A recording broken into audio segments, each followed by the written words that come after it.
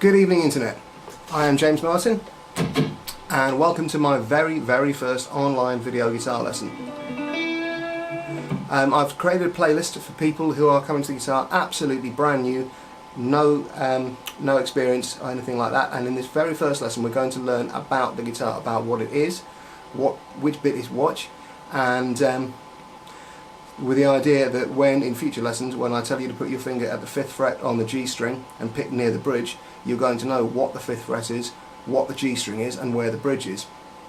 So we'll start with the electric guitar, and quick outline then. So this part here is the body, and what a body she has. This part here is the neck for fairly obvious reasons, and leading up to this part here, which is called the headstock, and you can see that on the headstock I have these 6 little gadgets here. These are called machine heads or tuning pegs, and they're used to adjust the pitch of the strings. This part here where the strings go across, this is known as the nut, and then down here we have the bridge where the strings go into the body of the guitar, and these little fellas here are known as string saddles, so named because strings sit in them. We also have embedded in the neck are these little metal bars. They're called frets, and we use them to change the pitch of the string that we're playing and get different notes. Speaking of strings, here are the strings. Now each string is named after the note that it's tuned to. So we have the E, the A, the D, the G, the B, and confusingly enough another E.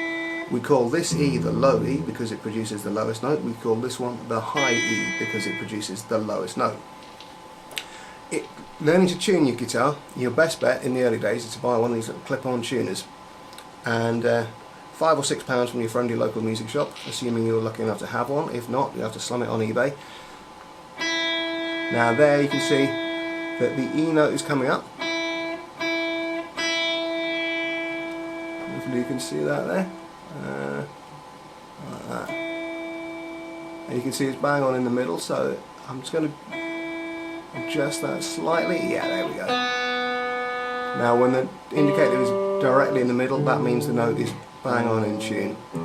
If it's too high, slacken the strings off a little bit. If it's too low, tighten them up a little bit. You will learn to tune by ear, but it is a little bit of an art form and it requires a bit of experience. So in the early days, save yourself a lot of heartache, save yourself a lot of frustration. Just get one of these. Makes life so much simpler. Okay, moving on then. We now have the pickups. You can see I've got 3 different ones here, placed in different places.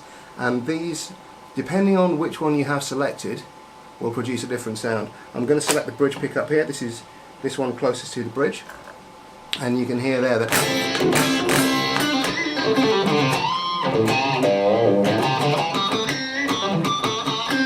you can hear there, that's a kind of nice, gritty, raunchy sound. If I go and switch to the neck pickup, that's this one here, closest to the neck,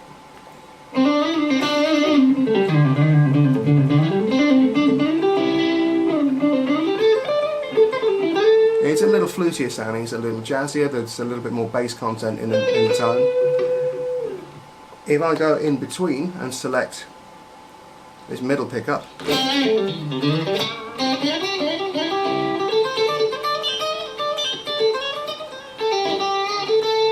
can hear that it's a little bit of a jack of all trades. It kind of has a little bit of both.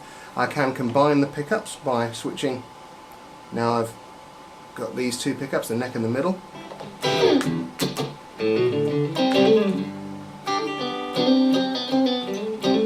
And you can hear there, that's giving me a lovely, gentle, flowing sound. A little bit Hendrixy.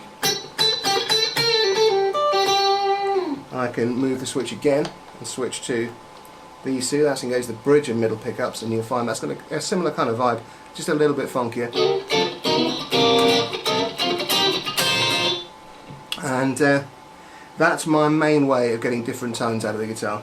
I do have a tone control, and this really acts to roll off treble, so I've rolled it completely off now, and you can hear there's a very warm, very muddy sound, and as I roll the tone control back in, things get a little bit crisper. There we go. I also have volume control, probably don't need to explain to you what that means. Now if you're playing an electric guitar, you'll also be playing through an amplifier. Now I'm using a software amp, but the idea is pretty much the same, so I'm going to swing the camera around and show you what's what on here. Now, what you'll have there is a volume control, don't really need to explain that. Bass, middle and treble, well if you use a hi-fi you'll be familiar with those. You may have a presence control. Now presence acts as a very, very crisp top end, adding just a little bit of real crispness into the sound.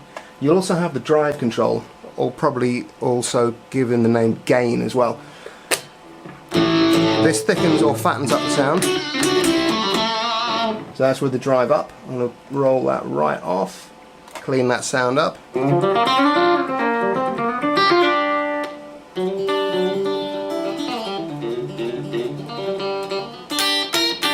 Sound has got a completely different character. There's also this function, reverb. Now reverb adds a little ambience to your sound. I'm just going to pop some drive back up there. Here's with no reverb whatsoever.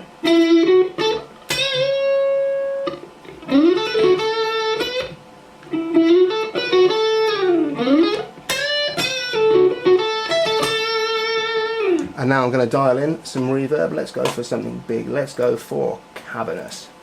Let's put a big old chunk of that in there. Switch it on.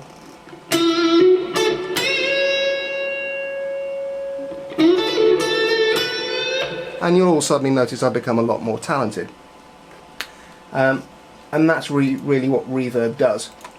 It gives you a big chunk of ambience to make you sound like you're playing in a great big hall. Now, that's the electric guitar. There are lots of advantages starting on the electric. You can turn it down. It's physically very easy to play.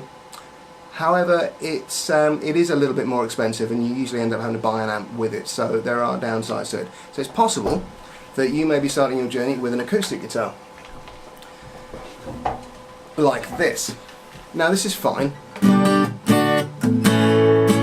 Everything is in the same place on an acoustic guitar. You can play it certainly in largely the same way, certainly to begin with.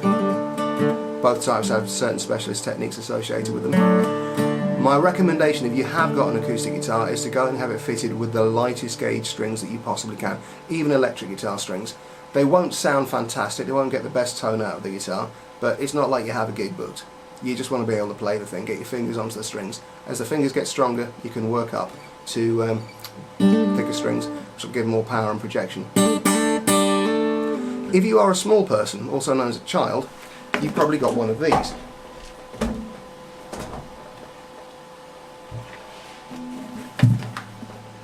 A nylon string acoustic guitar. Now, this differs in the sense that it's got different strings. You've got 3 metal and 3 plastic strings. Now, this is actually quite a specialist instrument designed for playing classical music on.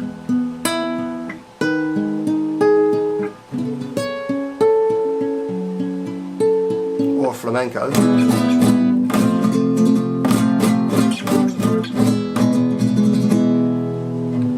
However, they are also the cheapest type, and they're commonly available in smaller sizes, and it's a good start point if for younger hands. So if Mummy and Daddy didn't quite love you enough to get you your first Fender custom shop Strat, don't worry, there's plenty of hope. You're going to do just fine on one of these until you grow a little bit. Now, it should be mentioned as well, there are lots of other designs of acoustic and electric guitar beyond what I've just shown you. This type of electric guitar is known as a Stratocaster with 3 pickups. There is also, for example, a Telecaster, which is similar design but with 2 pickups. There are various designs like the Gibson Les Paul, the Gibson ES335, which have a different set of pickups and control layout, but they all work the same way. It's like there's different types of hatchbacks around. If you can drive an Astra, then you can drive a Focus. It's really what works for you. Right, check my notes. Yep, I think I've covered everything I meant to. If I've missed anything, please feel free to savage me in the comments section. And I shall bid you adieu, Internet. Good evening. I'll see you in the next one.